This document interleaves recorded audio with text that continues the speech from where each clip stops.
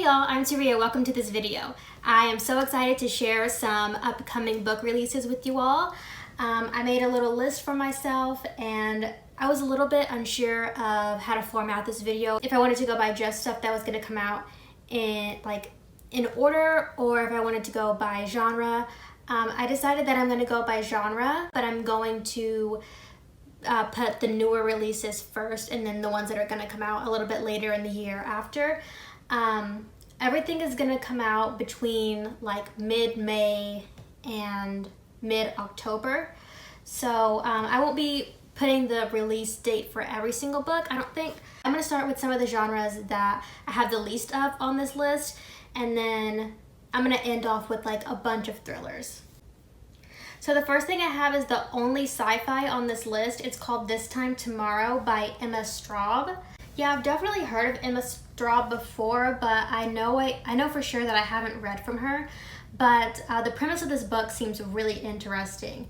It says, what if you could take a vacation of your past?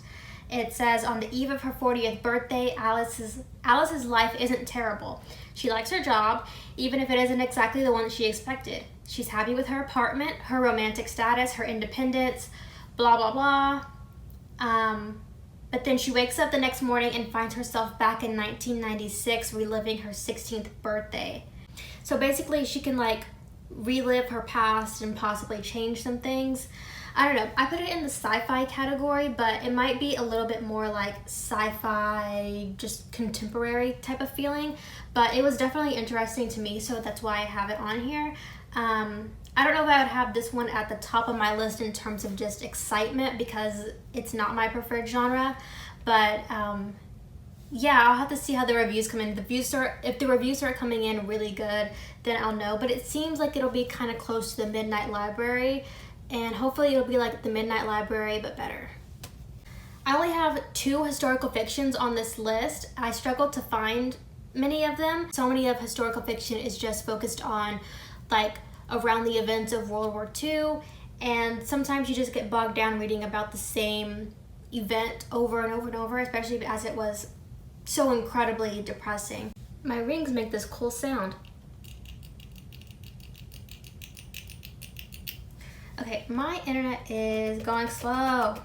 So the first historical fiction that I have on my list is called Briefly a Delicious Life. It's a debut from an author called Nell Stevens. In 1417, this 14-year-old girl accidentally dies, and then for the next like 400 years, she is haunting this monastery, I guess. And one day she falls in love, like a real boy.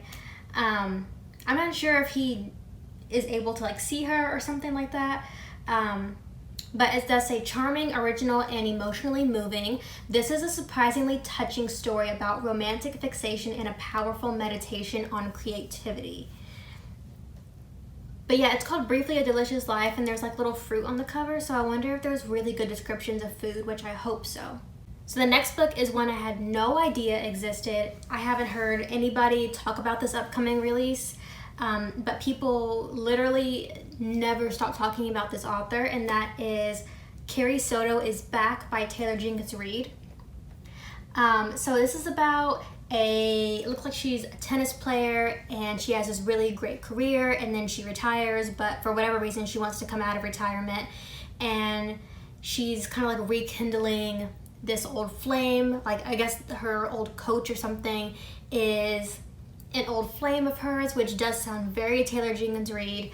But yeah, I'm really excited for this one because I have like a love-hate relationship with the books that I've read from Taylor Jenkins Reid, because I love Daisy Jones and the Six, and then every time I think of Seven Husbands of Evelyn Hugo, I hate it just a little bit more. I imagine that this book is going to be really epic and really emotional, but really badass at the same time.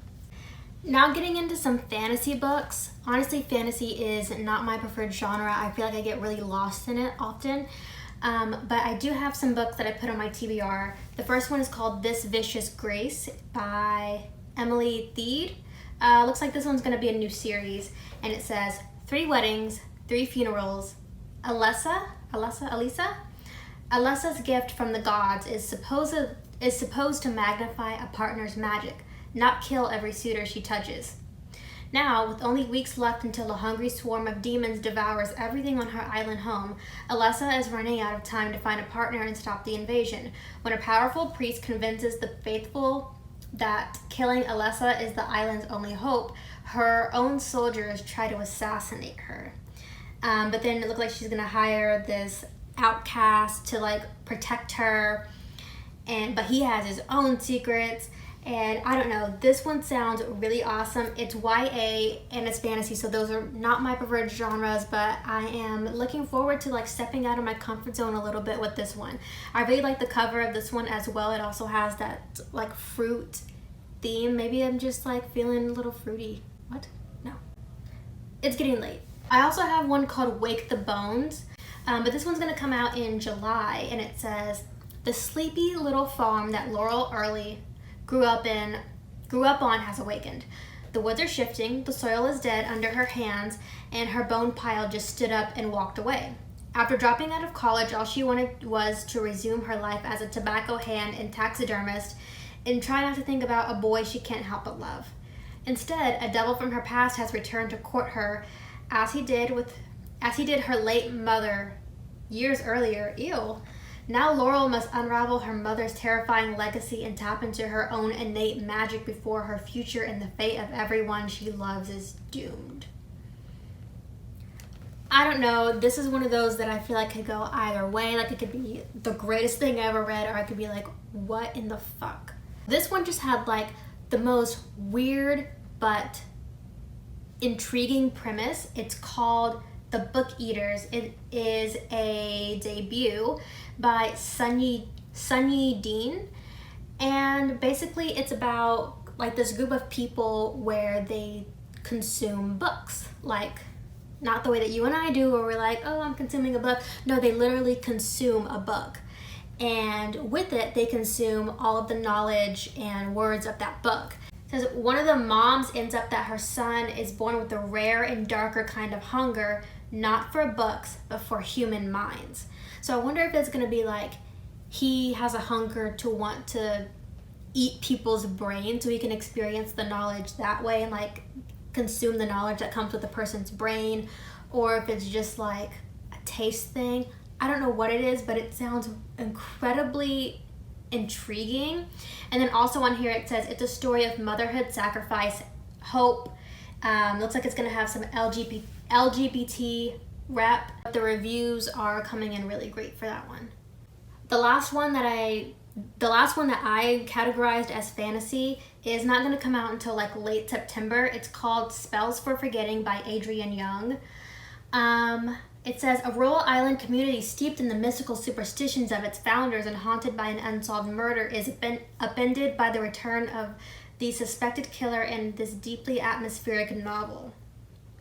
Which definitely sounds like it's going to be a thriller, and I think that's what I was thinking, but on genres, it says fantasy. It does say mystery thriller as well, but it's called Spells for Forgetting, so maybe there is like a witchcraft element to it. This is probably going to be a really nice fall read, so it's probably great that it's coming out in late September. So I have just a few horrors on this list. The first one is Just Like Mother by Anne Hetzel. This one, I was pulled in by the cover because I feel like the head thing on this looks just like the young woman from Hereditary. But anyway, it looks like it's about a cult, which is interesting. I don't think I've read a cult book before. And I know a lot of people are really fascinated by cults in general and cults in book, like in fiction. But yeah, I've never read one before, and I would like to see what goes down. But I think this girl is, it says, the last time Maeve saw her cousin was the night she escaped the cult they were living in. So now Maeve is trying to live a normal life, but then her cousin reappears. Now Maeve regains the only true friend that she's ever had. Oh no, she's gonna get roped back into the cult. Oh my god, I don't even want to know. But it says it's a horror thriller. Oh, and it only comes out March 17th, so I don't even have to wait that long to get this one. Okay, tell me this does not seem like one of the most intriguing premises ever. It says The Haunting of Hill House meets Knives Out. What? Say less. Oh my god. So it says a bid for inheritance will leave Helen Vaughn either rich or dead. I don't even want to look too heavily on what the actual summary of this is. I just know that I'm interested. I definitely have to read this. It's a horror and it's young adult, which I have added some more young adult on my list. Previously, I was like, hell no, I'm not fucking with that. Like, I need adult characters in my books.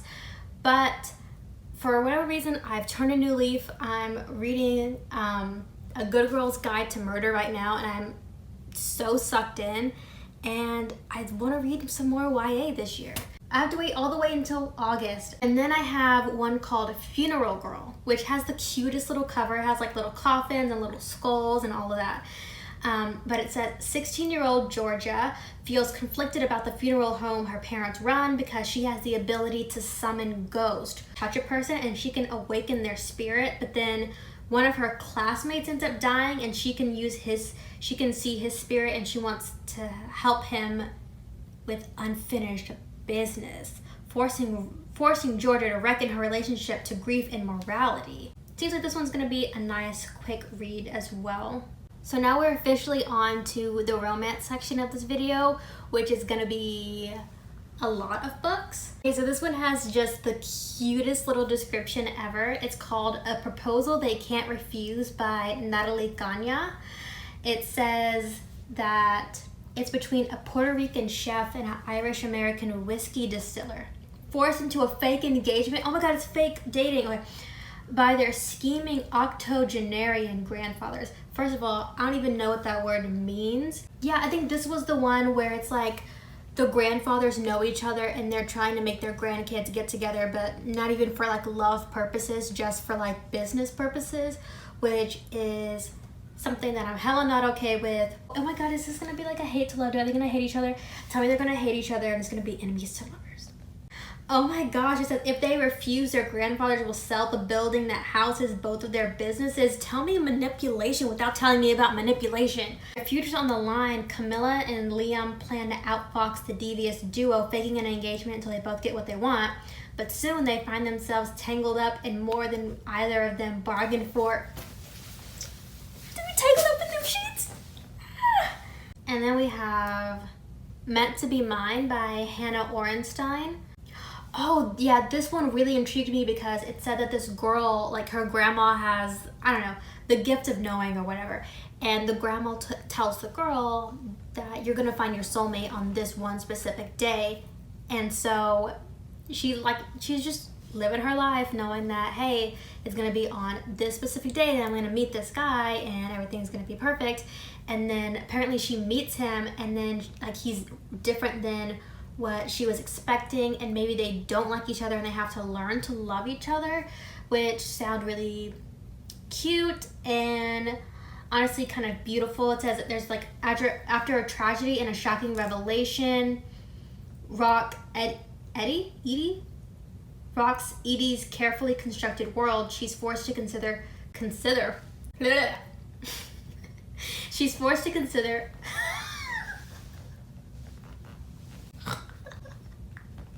she's forced to consider whether love chooses us as simple as destiny or if we choose it ourselves. Sounds very Hallmarky, but hopefully it's not. I added one on my list called Nora Goes Off Script. Like if you didn't show me this cover, I would assume that it was gonna be a thriller or a horror or something. But it says that this girl, she's basically a screenwriter. She ends up getting this offer from a movie star guy who's like, oh, I want you to live with me every day for a week and I'll give you $1,000.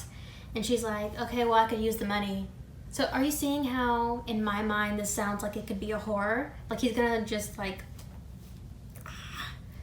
But apparently it's a contemporary romance, so I will give it a shot. But if not, it does sound like it would be really good material to make fun of. I found this other book that's going to come out June 14th called How to Fake It in Hollywood by Ava Wilder. It says, a talented Hollywood starlet and a reclusive A-lister enter into a fake relationship and discover that their feelings might be more than a PR stunt in this sexy debut for fans of Beach Read and The Unhoneymooners. Then there's this one called Dream On by Angie Hockman. I gotta be honest, I'm not pulled in by this cover at all, but Angie Hockman wrote that romance shipped, which a lot of people compared to The Hating Game, and I think they compared it to The Unhoneymooners as well. Law student Cass Walker wakes up after surviving a car accident. She's flooded with memories of her boyfriend. The only problem, he doesn't exist. Everything she remembers about him feels so real. The texture of his favorite hand-me-down scarf. I thought it said the texture of his favorite hand. Even the slightly crooked angle of his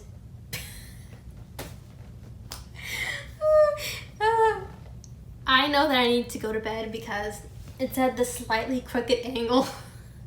It said the slightly crooked angle of his pinky, but in my mind, I read that as pickle.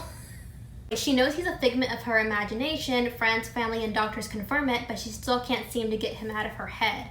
So she runs into the real Devin a year later in a Cleveland flower shop. Ooh, Cleveland. She's completely shocked. Even more surprising is that he believes her story and soon they embark on a real-life romance. That sounds like such fun. So from a book cover that I didn't like to a book cover that I love, this one is called Love in the Time of Serial Killers by Alicia Thompson. It says, turns out that reading nothing but true crime isn't exactly conducive to modern dating. And one woman is gonna have to learn how to give love a chance when she's used to suspecting the worst. She's convinced that her new neighbor is a serial killer, but it's not long before she realizes that he might be something much scarier. A genuinely nice guy who can pierce her armor to reach her vulnerable heart. Anyway, I love that style of art, that like comic booky look. So for my most anticipated romance of the year, it's gonna be Love on the Brain by Ali Hazelwood. But I like her books because they have this academia focus, but for these women who are in STEM fields, but they're cute little romances as well. I feel like she writes really funny banter and she writes really steamy steam. So I absolutely know that this one is gonna be all of those things. I would read anything that Ali Hazelwood puts out. The Decoy Girlfriend by Lily Val. It has a really cute cover. It says it's laugh out loud, funny, and whip smart romantic comedy. That's all the things that I need. Basically the Lizzie McGuire movie, but with romance looped in, and I'm definitely intrigued. Of course, like I said, I love this cover. Surprisingly enough, I have The American Roommate Experiment on my TBR. This is by Elena Armas, the same author who wrote Spanish Love Deception, which I do have a review on my channel. It's actually my most viewed video so far, so if you want to check that out, you can, but I did not love it. But this one follows, I think, the main girl's friend, the main girl's cousin from Spain, and he's gonna like come be her roommate, I guess. But the reason that this one ultimately I do want to read it is because I felt like there was potential with Elena Armas, but I felt like, I know she self-published her first book, but this one I think is going to be more traditionally published. Hopefully she would have gotten like better editing and also like some improved writing, because I do see where Spanish Love Deception could be like a stepping stone onto bigger and better things for her, and I do ultimately just want to give her a chance. I was hoping that she would come out with something a little bit shorter than Spanish Love Deception. That one was like 450 pages for no damn reason, but this one is 400 pages, which I do still feel like is a little long for a romance, but it's some form of improvement so far. So I'll be picking this one up whenever I get the chance, probably through Libby. I probably won't pay money for the book again. It Starts With Us by Colleen Hoover. This is gonna follow Atlas from It Ends With Us. And I don't know, I read that book earlier in April and it was so beautiful, so moving, a really profound book in my life, and I'm absolutely excited to hear more about Atlas.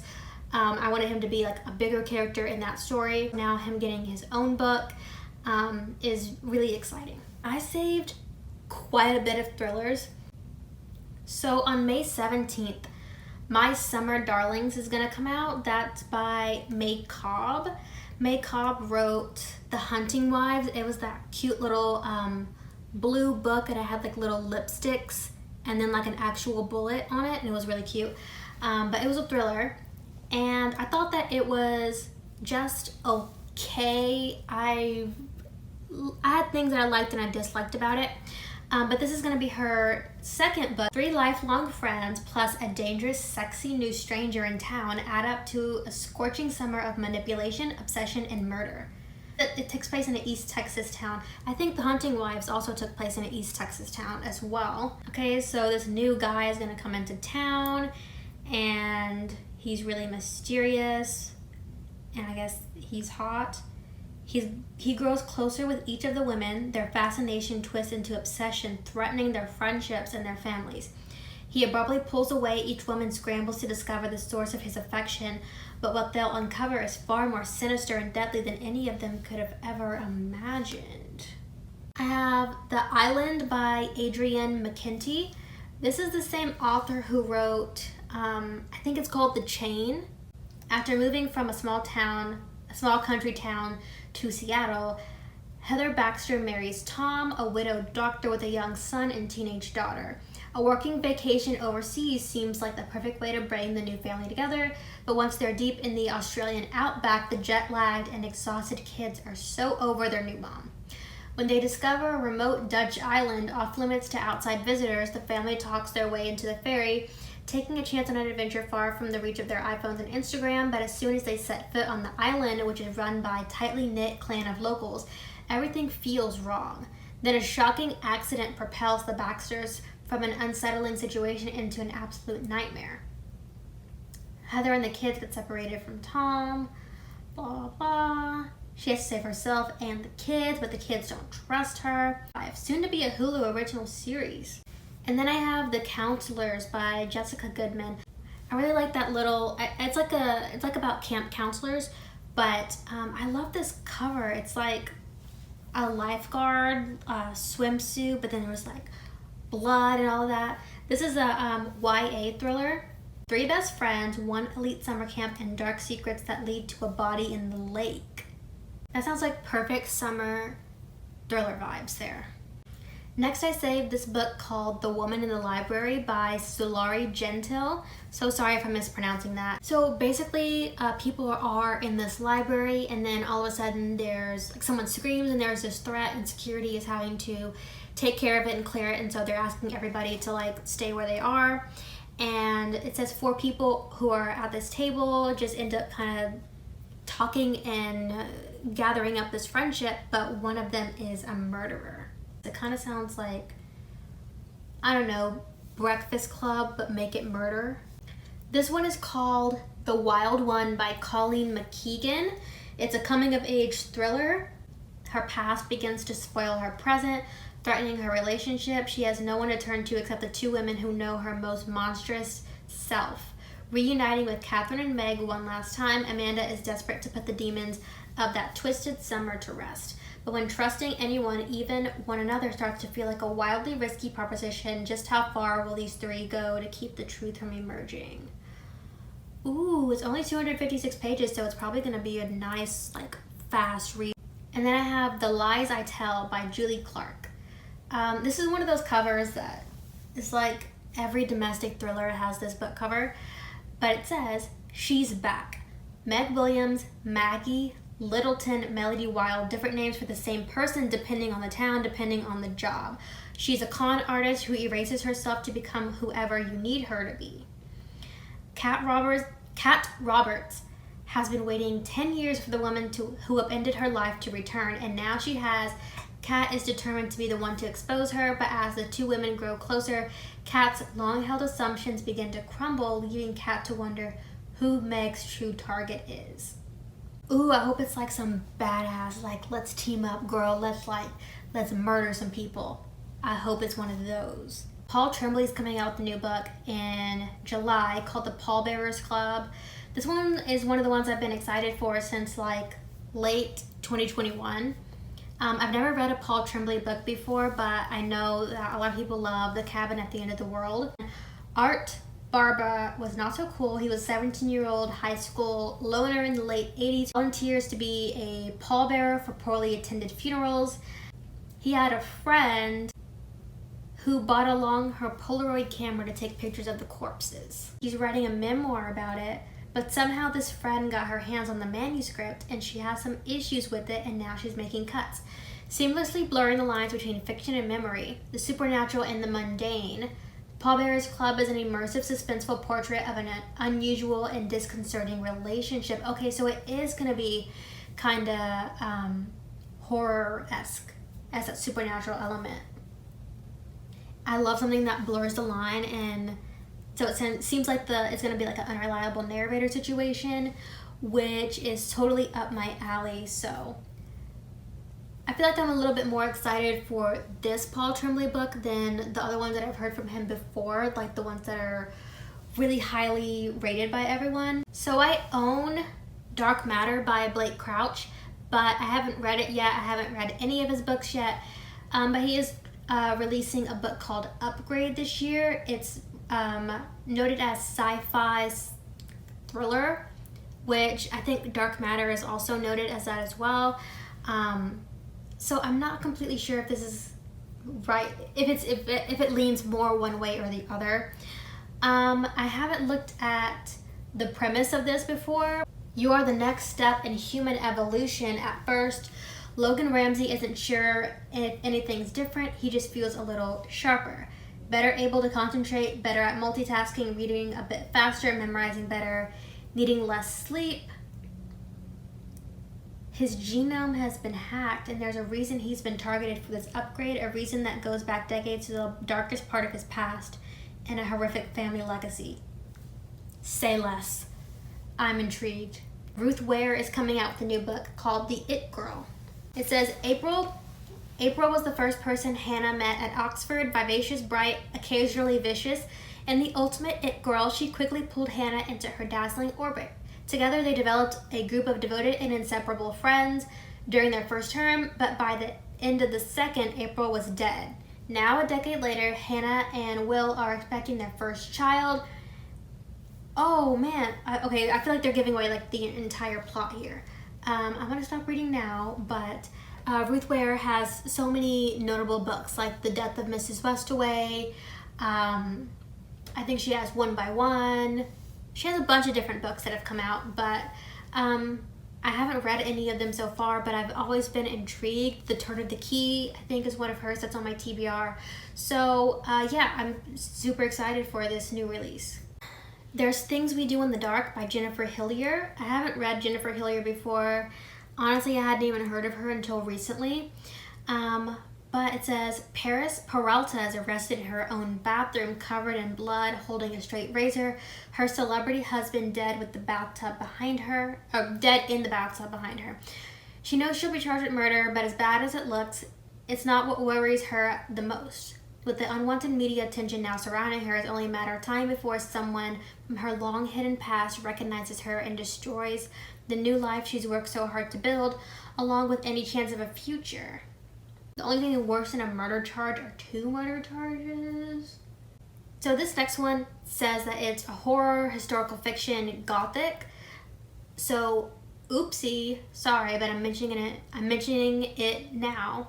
It is The Daughter of Dr. Moreau by Silvia Moreno Garcia. Silvia Moreno Garcia wrote Mexican Gothic, which was like one of my favorite books I read in 2020 for sure. I still think about that book often. I think about the character, I want to say her name was Noemi. I think about her often. I try to like channel her energy all the time because she was like such a badass. but this is a reimagining of The Island of Dr. Moreau, which I have no idea what that is. I've never heard of that before in my life. But yeah, it's a reimagining, and it's noted as a horror, historical fiction, and a gothic. I feel like Sylvia Moreno Garcia did really good with the gothic element of Mexican Gothic, so it would make sense that she goes back to that format, and hopefully it's just as amazing as that one. A new book from Megan Golden is going to come out on August 9th. It's called Stay Awake, and I think Megan Golden wrote The Night Swim, so if you've heard of that one, same author. But it says this woman, she wakes up in the back of a taxi, no idea how she got there. She's dropped off at the door of her brownstone. A stranger answers, a stranger who now lives in her apartment and forces her out in the cold. She reaches for her phone to call for help, only to discover it's missing, and in place is a blood-stained knife. That's when she sees that her hands are covered in black pen. Scribbled messages like graffiti on her skin say, "Stay awake." That sounds like the stuff of my nightmares, and I'm interested.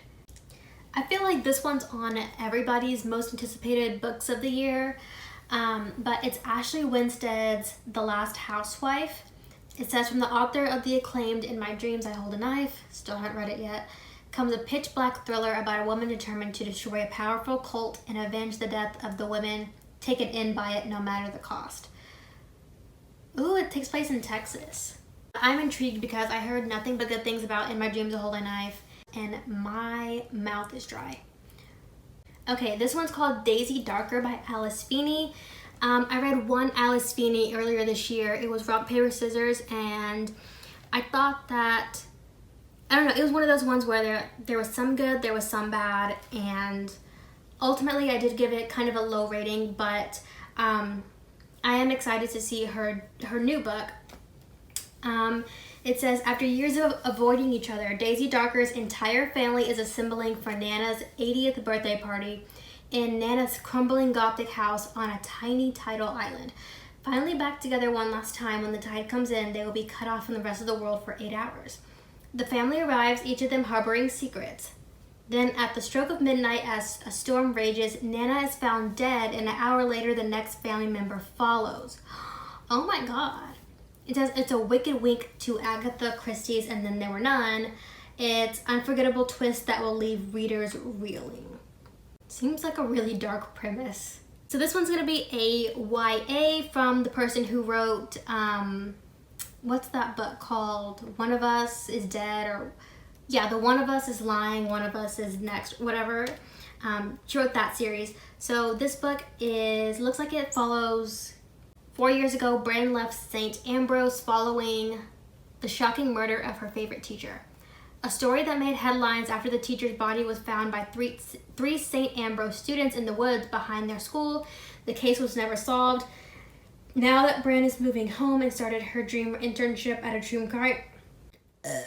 Now that Brynn is moving home and starting her dream internship at a true crime show, she's determined to find out what really happened.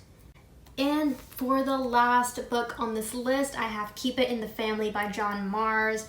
John Mars wrote The One, which was my first 5-star thriller of the year. That book was amazing. And he's coming out with a new release. I want to read like all of his books. Mia and Finn are busy turning a derelict house into their dream home when Mia unexpectedly falls pregnant. I think it's hilarious whenever a woman's described as falling pregnant. Like, like who are you to say that that's gonna be a terrible thing for her? It just sounds so devastating.